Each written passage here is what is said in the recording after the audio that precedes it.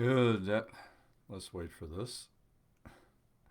Good afternoon. This is Wayne Blau with another smart profit maximizing moment. I apologize. It does this little delay at the beginning, and I'm never sure if I'm live or not. Anyways, we're back. Today, we're going to talk about some tax things that have changed since the last stimulus bill that will affect 1040 filers, which are people that are going on now. I'm going to introduce myself a little better. I haven't done that in a long time. My name is Wayne Bilal. I'm a CPA in El Paso, Texas. Been working on, I passed my CPA exam in late 70s, so I've been doing this a long time, working with small business owners and individual payers. Um, Pretty much since then, except for a little bit of time when I was a controller and then CFO at a local bottling company, Magnolia Bottling Company. Um, we, you know, one of the things I've learned and that I try to teach is that, wish I'd learned this a long time ago. Focus is the key. The more I focus on something, the better off I am. So we, as a CPA firm, aren't really a normal CPA firm. We focus mainly on three things. One, doing tax returns, which is why I'm going to discuss some of the tax changes right now. Two, tax planning. Over the last 5 years, I've saved my clients well over $5 million in taxes, all legally. I love my clients, but I really don't want to share jail cell with them. And third, profit planning, which is helping them increase profits, which is why we spend so much time on PPP loans. And I'm not going to say I'm an expert, but pretty knowledgeable as far as going on the PPP loans, the applications, the forgiveness, and all the other stuff that's been out there to help you, like the employee retention credit, which we're going to be spending some time on. I discussed it last week or the week before. I can't remember now. It's got some big dollars, so don't, go find that video. Make sure you watch it, and then if you're confused, give me a call. Um, the employee sick leave, employee family leave. There's a lot of money out there. But today I want to talk about how the new stimulus law. I'm talking about the one that was passed in December 27th. All right, so this is all relatively new. There was 8 tax breaks that were changed mainly. There's some other stuff, but these were the big ones that really changed the 1040 that you're actually going to do now. Okay, so let's get started. So none of these are real earth shaking, but together, and if they happen to affect you, it can be nice. All right, it can be a really good thing to have happen. So, I mean, the first one is if you're doing charitable deductions, if you're able to itemize, less and less people can, but if you're one of the ones that can itemize in the, sorry about that, I shut everything down and then forgot about my watch. I need to put that on silent next time. If you're one of the ones that's lucky to do it, it's the vast majority, like I said, really won't be able to get it. What they did is they added a new above the line deduction for charities, which is $300, can be used even if you don't itemize. And it doesn't sound like a lot, but it can, put $100 in your pocket, $70 in your pocket. Anything you're not paying them is good. Um, extends this deduction to 2021 and eliminates the marriage penalty. The deduction is $600 for married non-filers who filed jointly, married non-itemizers who filed jointly but for 2021 only. The CARES Act, number 2, the CARES Act, elimination of the AGI limit on charitable donations.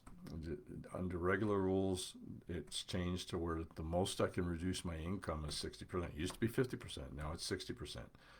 The CARES Act, the last one, increased this deduction to 100% of AGI for cash deductions to qualified charities, not including donor advised funds, but this increases for 2020 only. So if you were looking at making some large charitable donations and you were going to be limited, this 2020 would have been the year to do it. Unfortunately, they passed a stupid bill December 27th, which makes it impossible to plan. I mean, most people didn't, the thing was 5,000 pages long, so we had time to read it all.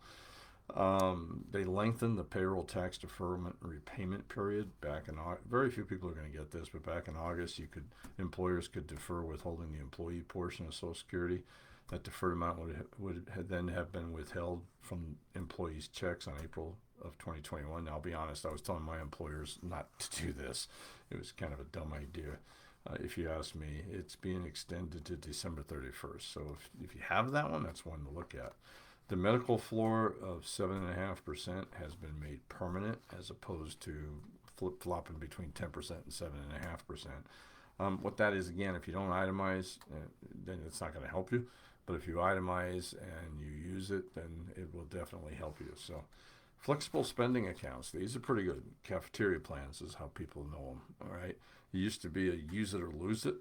It made it kind of hard to use the sucker. I mean, if I remember we used it one time when I was at Coca-Cola because we knew we were expecting a baby, so we knew we were going to have some medical bills. Because the problem was is if you didn't finish it up by the end of the year, you lost it. So who's going to take money out of their paycheck to get a tax deduction, stick it in a flexible spending account or a cafeteria plan, and have the possibility of losing it if you don't use it? Now, because of it's kind of tied to the medical, because unless you have large medical bills and unless you are able to itemize, you're not going to be able to deduct them anymore. So either you're using an FSA, a flexible spending account, or get an HSA if you can, so that at least you get to deduct it. Either get it pre-tax if it's an FSA, or take a deduction if it's an HSA. Get it with somebody. This stuff keeps getting worse and worse. All right. Employers are not required to allow such carryovers in the FSA plan. No, it's purely voluntary for the employers. So need to make sure, double check. All right. Here's one that's going to be a interesting one. It may not apply to you, but your employees, or maybe even you, some business owners, when they're struggling, qualify for the earned income credit. And if you have a child under the age of 16 or younger, you qualify for the child tax credit. All right. These are two that are there. And the truth of the matter is that it's based on your income.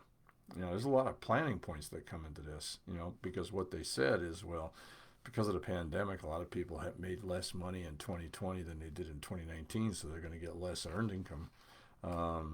Now you get the ability to use, under the Taxpayer Certainty and Disaster Tax Relief Act of 2020. They keep coming up with names. It's the one on December 27th. It permits taxpayers to substitute their earned income from 2019 if it's greater than their earned income of 2020, which can allow for a larger tax credit. Maybe. This is a problem. We're assuming it does. The way it actually works is that, we start off with your income, and as you have 2 or 3 children and you get up to here, and then as your income goes higher, the amount of the credit drops.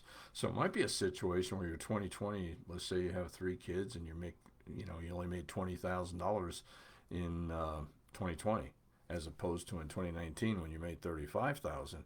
You might be better off taking 2020. All right, you get the option from what I can understand. So it's a planning point. It's not, don't necessarily assume that one's better than the other.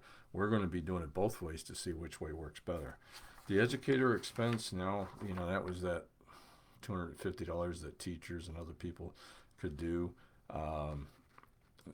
without itemizing. So it went on like an IRA deduction, what's called, below the line, on the first page deduction. All right.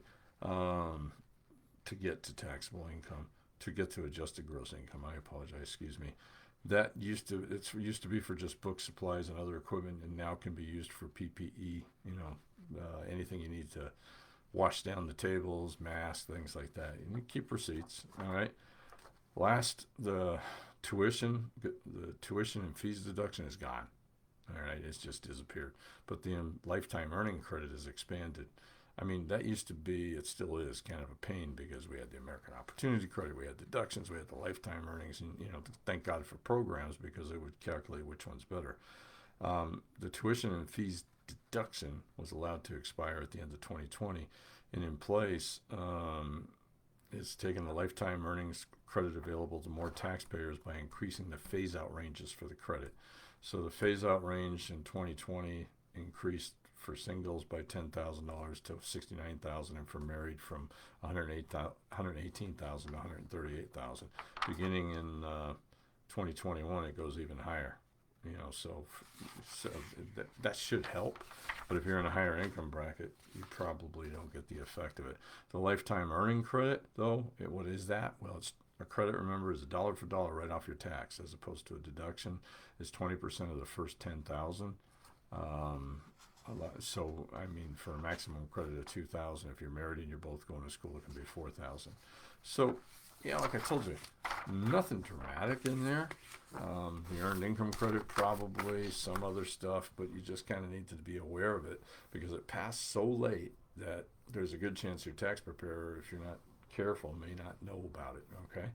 I don't like to go over taxes that much unless I'm doing tax planning, but when there's a new tax law, I always try to save it. I'll get back next week to talking about how to increase profits because that's what we're all here to, to try to put more money in our pocket. So, hey, until next time, this is Wayne Bilal saying, let's make 2021 our most profitable year ever. Thank you very much.